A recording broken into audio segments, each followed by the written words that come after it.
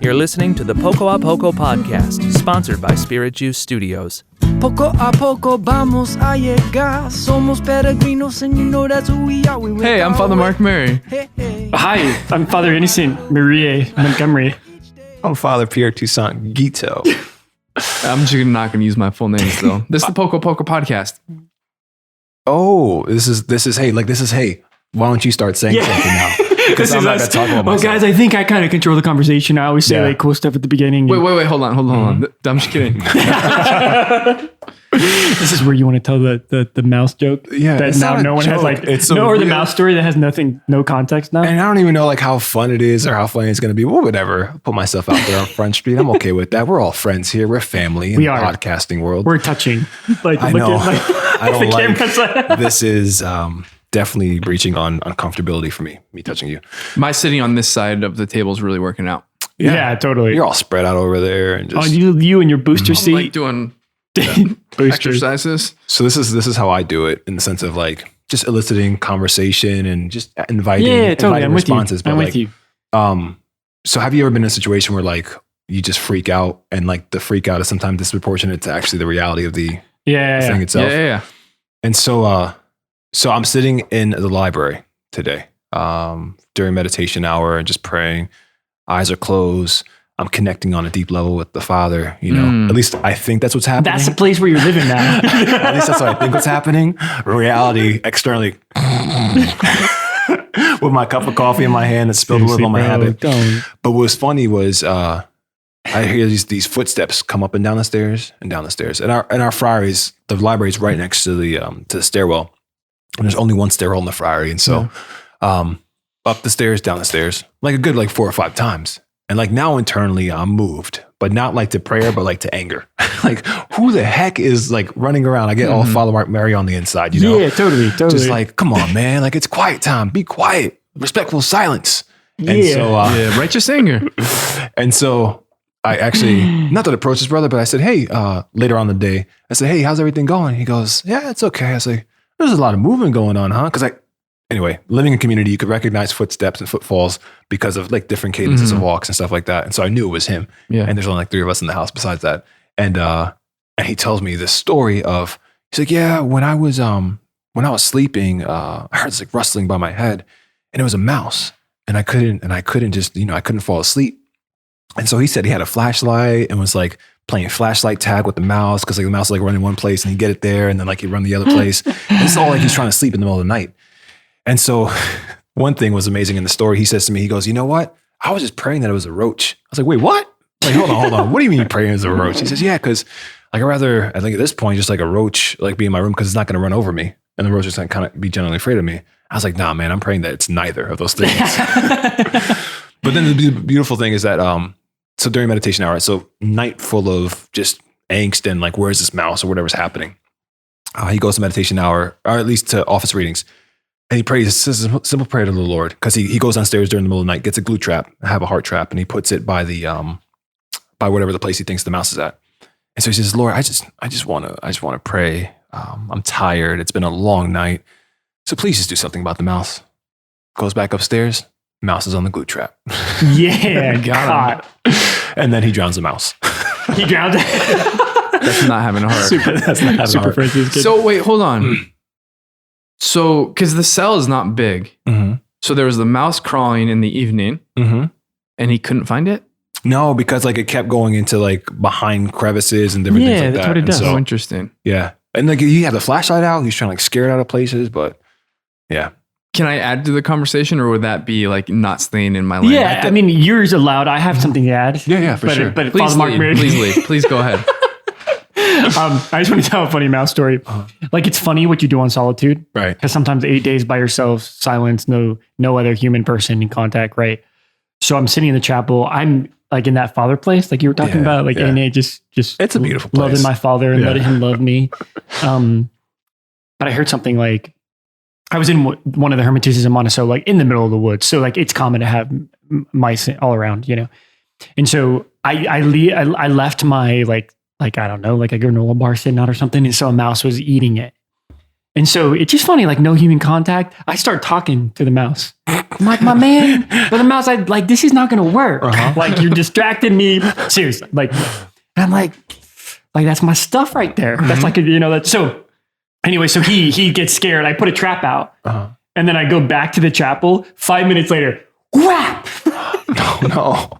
And then when I'm like, I told you, like, bro, I said it didn't have to be like this. You got all Bronx on it. Like, that's what you get for eating my stuff. Like I told you, like, it didn't have to be like this. I told you, I asked you not to take my stuff. Did you leave him outside as an example to his friends? I didn't know. I threw it outside because I cannot handle, like, I just can't deal with this right now. Oh. So he was kind of a big guy, but I was he like, was fat. It's like in my heart, I was like, it didn't have to be like this. Right. I told you, like, to leave my stuff alone. And so I threw it outside, and it sat outside the whole week, and I laughed every time I walked by. One of my It didn't have favorite to be like that. one of my favorite friar experiences is like it happens at the dinner table. It's happening right now. Is a topic is brought up. Yeah. And if you have a certain number of friars, there's like story after story. Like there's just stories that kind of connect to everything. So if you want to go down the rat mouse story game, like we can go down. Got there. it. We can go roaches. Right. Oh man, I hate them.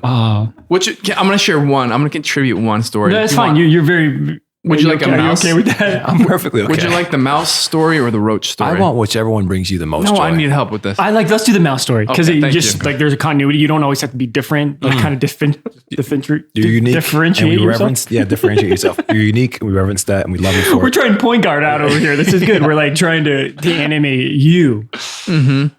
Let's go to the mouse story. Please. Honduras. We had a pig for a while. I'm living there as a friar. We had a pig for a while. And the pig's great insofar as like all the food that's going bad or whatever, you can always give to the pig and it eats the food. One of the things that's not so good is that, I don't know if this is what pigs always do, but in this circumstance, it attracted a lot of like mice. And they just were they were just everywhere. And there was a ton of mice. And one of our priests in particular was not fond of the mice. And so he like waged war on them. And one of the like there's like a poison you can give them that I think it's supposed to make like dehydrate them. Oh, no. And so the reason that it's supposed to dehydrate them. That was my reaction. The reason it's supposed to dehydrate them, according to my understanding, is so that they go seeking water, so they don't like die in your house, and so you don't have like all these dead. That's well thought out. That's like a plan. Genius. That's my understanding of how this works. I haven't. Someone Google this and let us know. Many people already know this, I'm sure. Probably a lot of people know this. But this particular friar he had killed at this point about 50 because he was keeping track. He had a BB gun. It was this whole thing. He was the Rambo of mice. We even have multiple BB gun and rat stories. Like That's happened here in Harlem. Yeah. From the window, people just taking out rats and mice. Not that's like a common American problem. Sniper with the rats. You know. So what happened? At one point, so he's like, this is his thing. And at one point, it was very funny because it was like one of the mice died above his room. Just his room. Whole house, all these other guys. It died directly above his room. I apologize. This is more than some people want. But as it was decomposing, it was going through the cracks in the ceiling into his room, and just he got really sick. Father Gabriel Emanuel wrote a song about. Of course, what was it? He would write a song about that. Man, it was like dead rats are in my clothes. Because there's like falling like this. He had this whole song about the dead rats, and the father was like dry heaving. It was not good. But they got back at him. They said, "You're going to kill all of us. We're going to die in your roof." Yeah. There's something deep right there. There's something. That's it. But it's real. Like they're not good. Yeah, they're not. Anyway, they don't belong in houses. How about that? Let's go there. Let's say that. St. Francis didn't like mice. I don't think, right? And flies. And flies. Both of them. I don't know about mice. Because remember when he's sick at the end of his life, he's like laying on the ground and like mice are crawling over him. Yeah. No, who likes that? Like, I'm sorry. No one's St. gonna Francis. like that. No one's gonna like that. But is it okay? I mean, to be honest, like whenever I've only seen one twice in my 2 hermitages. One, 2 different times. Wait, you've only seen mice twice? No. Sorry, on my hermitage, it just happened twice. Okay. And I named it. before you killed it? Yeah. Wow. What'd you name it? Seamus. Same name twice? Yeah, same name. Wow. It's always Seamus. One was like on my pillow once in the farm. Seamus. And I walked up, I was getting ready to go to bed and I had my little lantern. It was like, and Seamus was sitting there. It was really cute. No, actually I didn't kill Seamus. But he was sitting on my pillow and he had these eyes and these ears and he was just sitting there. And I was like this close to him and I was like, Seamus, there's not room for both of us here, bro. You gotta go. And he just like stood there and looked at me and I'd like shove him off. So we were friends, but the other Seamus. Now, what was the difference in response, at least to the other Seamus? Like, what did he do to get you going? Because the fact that he ate your food, or yeah, I mean, he's eating my food, and that's kind of nasty. Okay. As if sleeping on a mouse sitting on your pillow would not be nasty. But like, it could have done other stuff on your pillow. You know what I'm saying? Keep it PG here, but you know, I think we're ready to hand the ball back to Mark Murray. But you don't like me driving the show? No, I do think it's good. I was just saying, like me naming my mouse. I think that's all I want to say about my pet. Your pet mouse? My pet mouse named Seamus. You know why we have these kind of stories? Why? Because we live life. Yeah, we live life. And this is what we're talking about today is simplicity. And one of the components of not sort of particularly simplicity in the area of just entertainment is right. Like you don't have to just be consuming other people's stories. You're actually like creating your own story just because you're living life and you're checked in. And when you're really doing it, particularly, I think like with community, with some of the adventure, with mission, like just stuff happens. So you got stories. You got stories for days. I like it.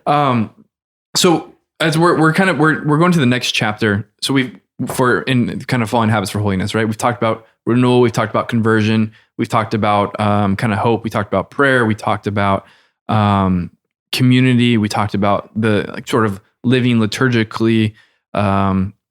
So what we're going to start going into now is this kind of like an invitation into and application of gospel simplicity, of Christian simplicity. For us, it's a vow of poverty. For the laity, though, I do believe they're still called to a simplicity. And the key for this is I'm like the worst insofar as I realized I haven't done like my 2 plugs that I'm supposed to do every time. So I'm here talking about simplicity and I'm like, I forgot to ask for donations or to get the book. Because we live simply, we need donations. Yeah. So if you want to support us. Nice little wink there. You couldn't catch that on if you're listening, but he winked. It was smooth. Yeah. You can bring it around. Yeah. I apologize for this interruption. If you would like, this is like a good commercial. Like you like cliffhanger. If you'd like to support the podcast, spiritjuice.org/pocopoco. Particularly, maybe if you can discern a small monthly gift, that'd be helpful. Or if you want to get the book and kind of follow along and apply, kind of go into more detail, deep dive, hear less stories about mice and rats, and Father Innocent being a killer of animals, ascensionpress.com/holiness. And welcome back to the program. Simplicity, but simplicity, particularly in this one, at the service of intimacy, right? Like leaning into the freedom of simplicity at the service of intimacy, at the service of prayer. Because here's the deal: if you have stuff, like there's a burden of stuff, and the more stuff you have, the more time you have to spend taking care of the stuff, more time you have to spend using the stuff, more time you have to spend buying the stuff. And at a certain point, we want to lean into prioritizing prayer, prioritizing relationship, and then kind of like, okay, well, am I chasing all this stuff and actually hurting myself and the relationships which I'm really made for? Yeah. Right. The word that comes to mind. Go ahead, Rat killer, mouse killer. Sorry, I opened my mouth. Killer, I opened my mouth and you breathe, and I'm like, oh, I'm already talking. I'm sorry. I'll just stop breathing. The word I want to throw out there is attachment. We have to just be real about attachment that whether you like it or not, our humanity's into this, right? In our weakness, our humanity's into attachment. So that can be for the good or the bad or the healthy or the not healthy, right? For some reason, the way our humanity works and the way our hearts work and our minds work is that we can get attached emotionally, psychologically, relationally, right? We can get attached to stuff, right? And again, they can serve us or not serve us or be at the service of our humanity or rob us of our humanity. I think that makes sense. But it's just like a good examination. Like, what are we attached to? What do we spend our time doing? Right. We only have so much spiritual energy throughout the day. We only have so much emotional, psychological energy throughout the day. So the good question is like, what am I attached to? What do I spend my time doing? And I don't pretend to have a profound answer to that right now, but I do think the word attachment can come in here because the gift of simplicity or the grace of simplicity helps us recognize that we do have to let go of things to create the right space, the proper space for this relationship with God and with other people to happen. Yeah. You can breathe now and Thank you.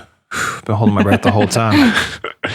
But yeah, just once again, that word of intimacy moved me, like as far as simplicity at the service of intimacy. Is that how you said it? Yeah. Good. And like we could just be trapped or at least think that it's about stuff, but it's not about stuff. Like even the things that we hold on to, the things that we have in our lives, like spiritually or whatever it is, like once again, like this is a truth that I'm just continuing to grow into, but like the Lord just wants your heart. Like he just wants you. He doesn't want the things that are external to you. He just wants you. And just like it's the lilies in the field. Look at how they're clothed, and they don't even wake up in the morning and feel, like whatever, have to pick out their nicest dress. But the Father's going to take care of them. The sparrows, that isn't he concerned about them? The Father's concerned about you, and he wants your heart. And sometimes we could allow things, once again, whether it's like emotional, spiritual, whatever it is, or physical things to occupy that space that rightly belongs to God, and even like in real relationships, not to say that relationship with God isn't real, but like, friends and stuff like that.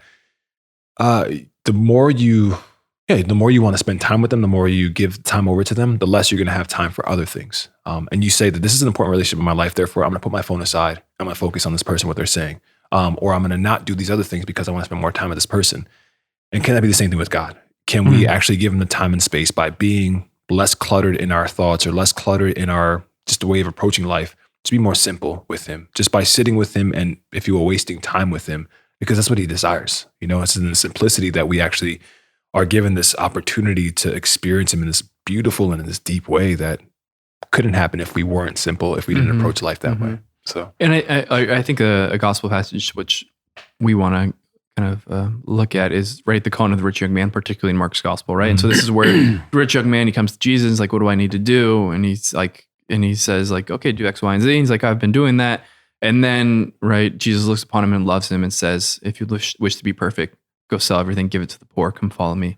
And again, like this is, again, like we've talked about it before, but this Christian detachment isn't just this strict like detachment jumping into like this abyss, right?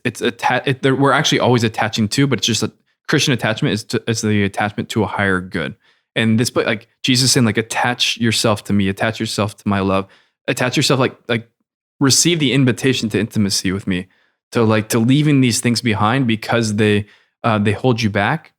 And if you will, like, if you have to take care of all of this stuff, like, I want you to come on this journey with me, and you're not going to be able to do it if you have to feed your oxen or whatever. And so it's like, look at me, receive the grace of this invitation to intimacy, attach to that, and then take the risk.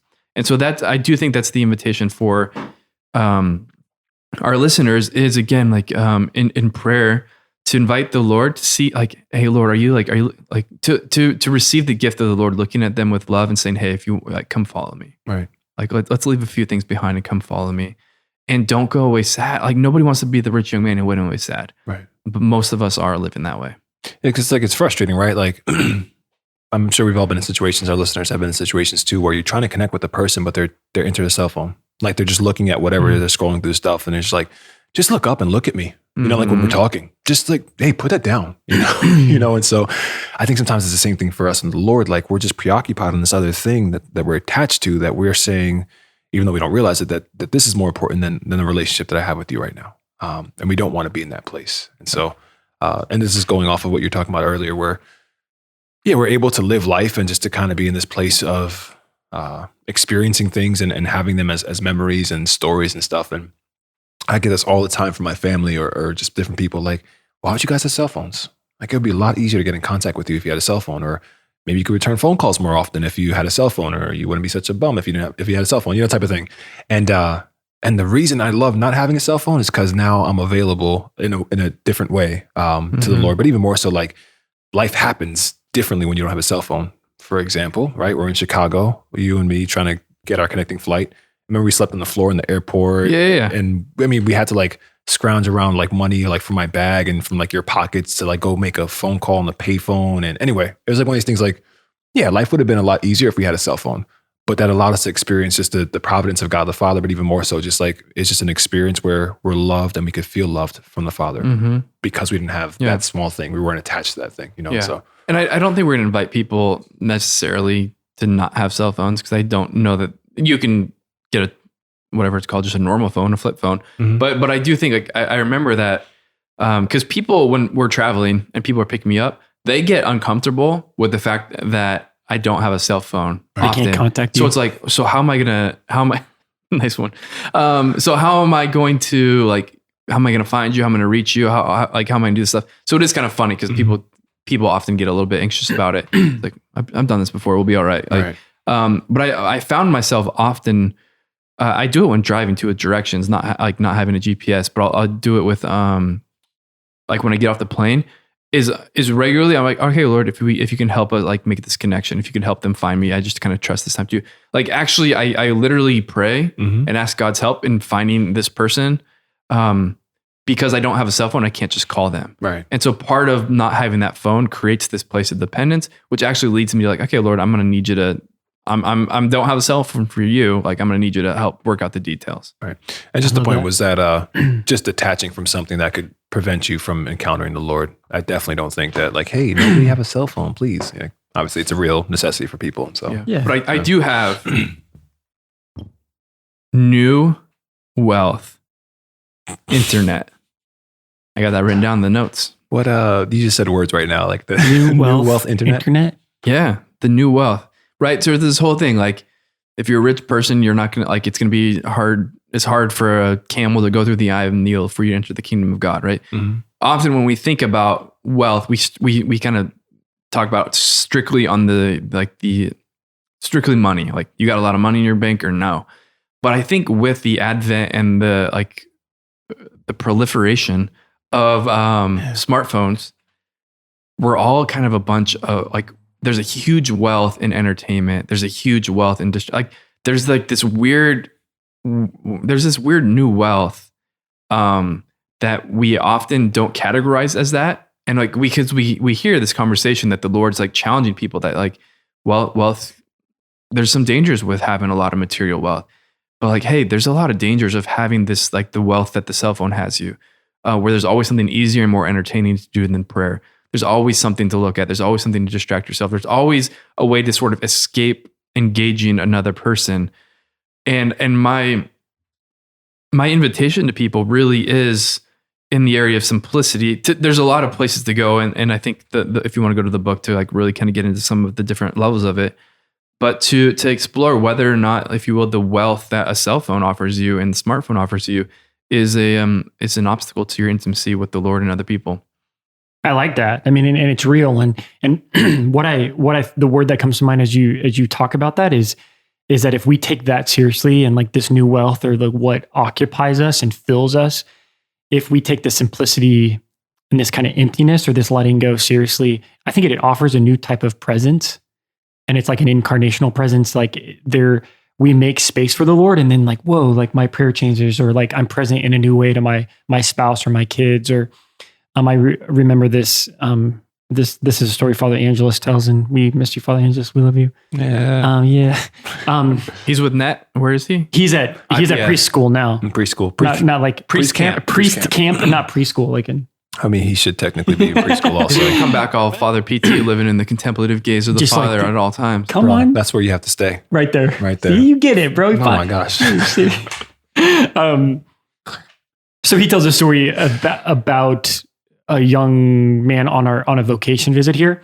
And again, I would say he was entering into our life and kind of being disconnected from his phone and kind of the culture. And he was just like eating this up, the schedule, the prayer, the brothers, and the simplicity. I would say the simplicity, like our lives kind of intense, but I don't think it's complicated. Right. Mhm. You know, like we had a parents visit recently and they're like, all you guys do is just like pray and eat and pray and hang out, pray and serve the poor, like pray and eat. Like, it's not complicated. So there's a simplicity in just about our life.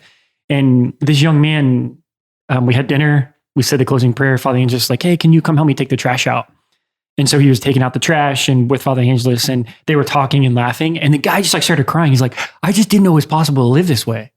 He's like taking out that trash. Like Father Angelus is like, this guy's moved by just this beautiful simplicity of life of being present and not distracted and not consumed by the culture, consumed by technology. There's something authentic about it. Right. Like he's like, whoa, this is feeding my soul. And I'm like taking out the trash. And he's like, I didn't know it was possible to live this way. Right. So I think it gets at the heart of like when we create a space for this holy simplicity of life, you encounter it and there's a presence in a new way where things start to have to be magnified in meaning. Right. And it could just be something small like taking out the trash with a brother and there's suddenly a lot of joy in your heart. Like, wow, what's that mean? Yeah. Right. I think it's what we're trying to get at. Yeah, because it creates a space, right? A space of encounter, a space of like being able to once again see the more important things. And not to say that sometimes the things that we get into aren't important, but yeah, just this is where the Lord desires to meet us exactly as we are, not like as we want to be or as we hope to be, but just exactly as we are. And sometimes we have to put things down. We have to put away those things that we kind of hide behind so that we can just encounter him as we are, you know? Yeah. I'd say, and just we want people to take it serious. Like there's a lot of lonely people. Yeah. People, if you're like something's got to change, you know what I mean? Right. Because you could cover up the loneliness by posting on Instagram, like, oh, look at me and my 3 friends or whatever it is. And like, but like inside there's like a huge and a serious ache just for like somebody to actually know you. Right. Yeah. Like I was talking to somebody, I forgot who it was, but one of the kids and they said like, I'm only real here. Like I'm not real outside because you guys know me, but I'm afraid to be. Like that's sad, you know? And I think sometimes we could live that way where I hide behind these things. I'm not gonna let anybody else know me because I'm afraid of whatever it is. And even to like, once again, it accentuates the loneliness, accentuates like the different things that we don't want to have a part of our lives, but we don't know how to get out of. And a part of that, the way to getting out of it is just putting them away and allowing the Lord into that place. Like, Lord, I'm lonely. Like, be with me, please. Like, Father, speak your love into my life right now. I need it, you know? And it's something that the Lord desires to be there specifically in that ache and that hurt. And it won't happen if, once again, we're hiding behind these things that we hold on to. And I love that because the answer is not more stuff. Right. The answer is like not consuming more of my time.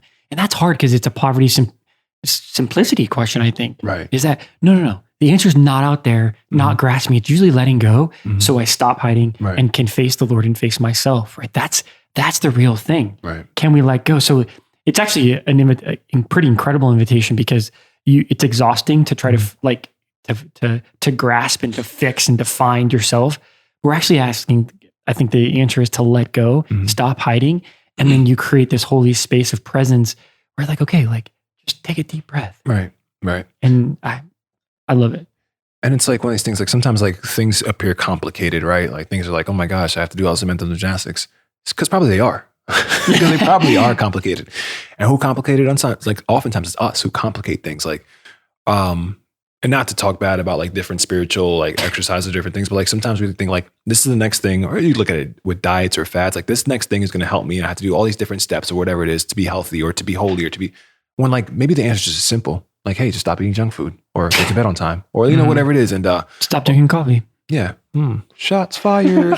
But it's one of these things where like, yeah, maybe the Lord just wants you to put these things away and just be with him. You know, like you don't have to like search for all these different things. And not to say that those things are bad. Those things have a time and place. Those things can oftentimes lead people to a place of intimacy that are different than other ways. But I think oftentimes the answer is if it seems complicated, it probably is complicated. And to uncomplicate things by just being with him and allowing yourself to encounter his love. Yeah, amen. You have a piece. Have you seen Father P.T.'s glitter? You have some glitter on your face that keeps. I'm not going to do anything. Don't touch my face. Please don't attempt to remove the glitter from my face. Yeah, I was like, there was everything. You're like, no, I'm not going to touch you. If you want to hear more about Father P.T. not liking his face be touched, there's an episode about that. Is there? Remember? Because that's like the father, what's his name? Who touches your face. And you're like, don't touch my face. Yeah. Don't touch my face. I mean, it's like, it's personal. touching people's faces. Bro, you have glitter on your face and just All saying. right, let's move past it. So here's the little phrase that came to mind. Come on. The best things in life are not achieved, they're received.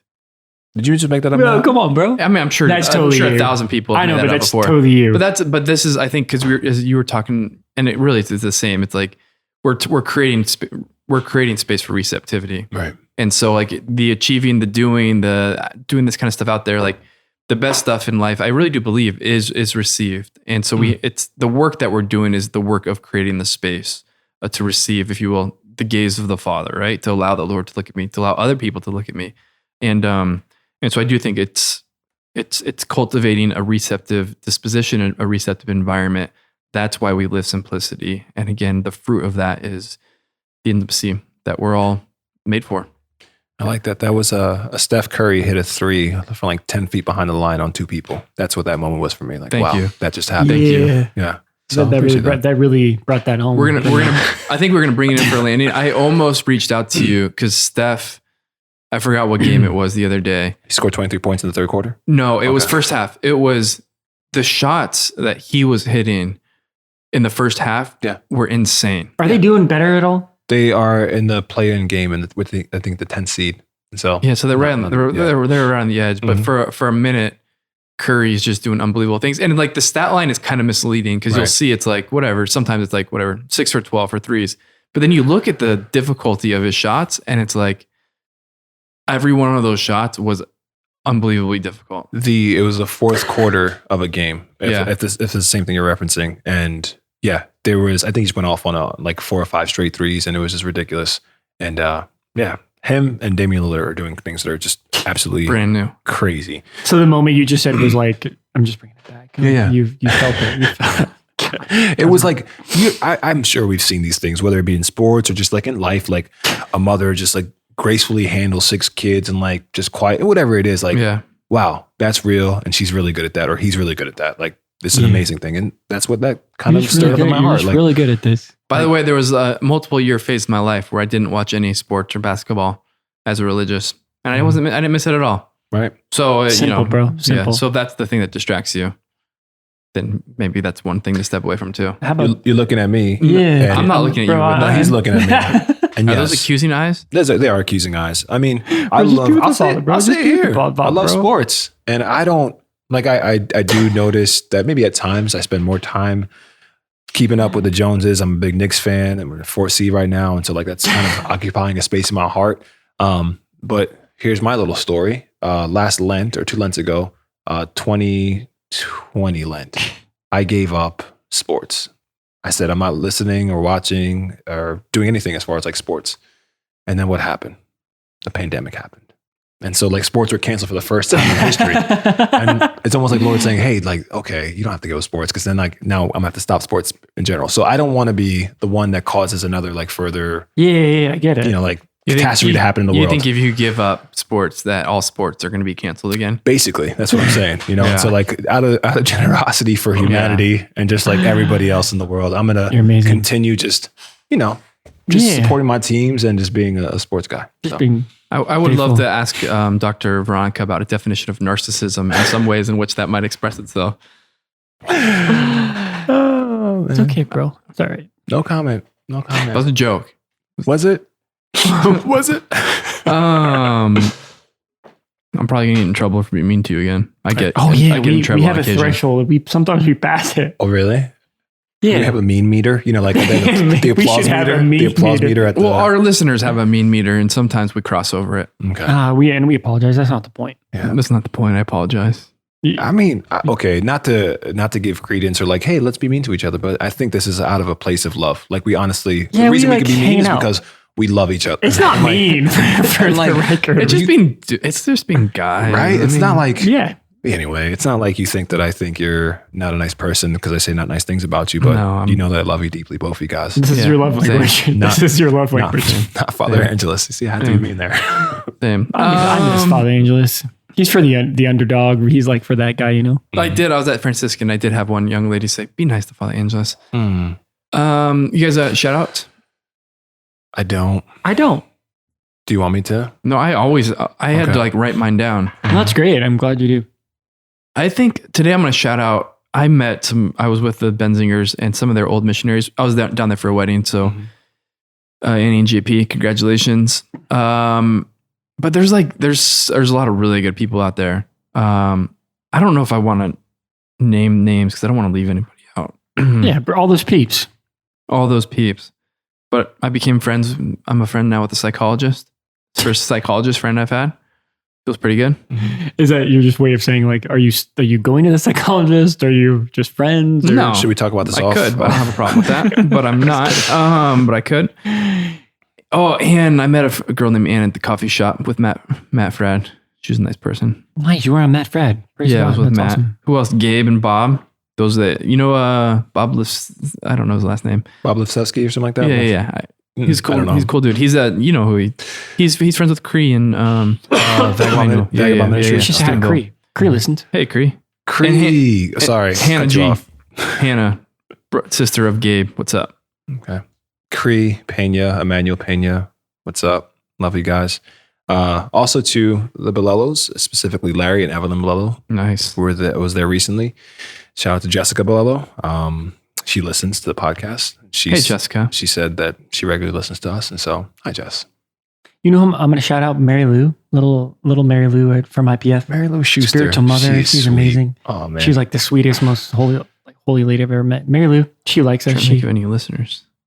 Caitlin listens. Caitlin used to work in Cambodia with trafficking people. Now she's a counselor working with people in addiction. Awesome. There's just so many incredible people. studs out there. And shout out to all brother priests who attended IPF Section A, who were there. And so, Priest camp. priest camp. I want to shout out our cameraman, Chris. He's Hey, awesome. Chris. We like him a lot. He has to hang out with us. It is just like the same thing all the time. He comes to our friary and hangs out. He's awesome. And thanks, Spirit Juice. Thanks, Rob. Thanks, Rob. Thanks, Vicky. If you'd like to support the podcast, help making this possible, you could go, if you'd like to start with simplicity by giving away some of your stuff. spiritjuice.org/poco. And you can get the book and kind of keep going deeper at ascensionpress.com/holiness. Awesome. Give the people a blessing, Father Mark Father, Mary. Son, Holy Spirit, amen. Jesus, I love you. And I ask for your help to be more receptive.